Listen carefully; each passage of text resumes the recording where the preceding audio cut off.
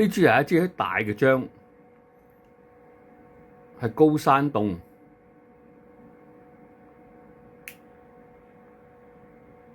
佢成支都通透蜜黃色，所以我哋叫佢高山蜜黃凍啦。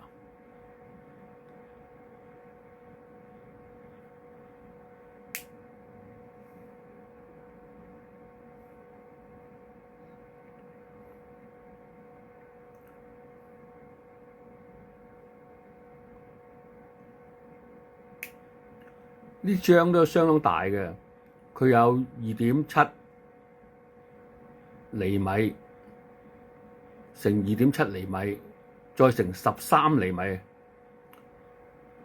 一支高方大嘅凍漿。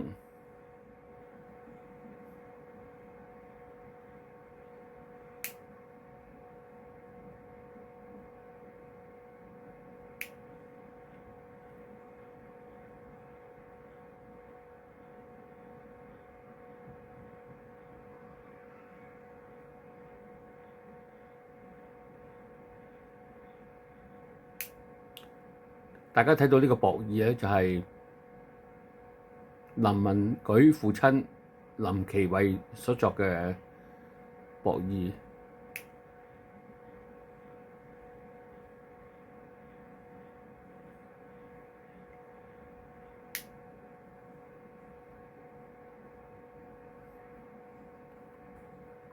個編排都相當好。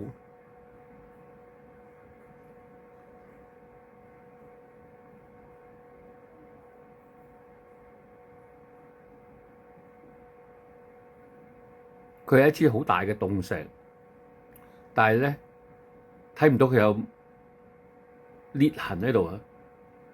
咁大支凍石係睇唔到裂痕，或者將個裂痕冚咗，其實就係一個好高嘅技巧嚟嘅。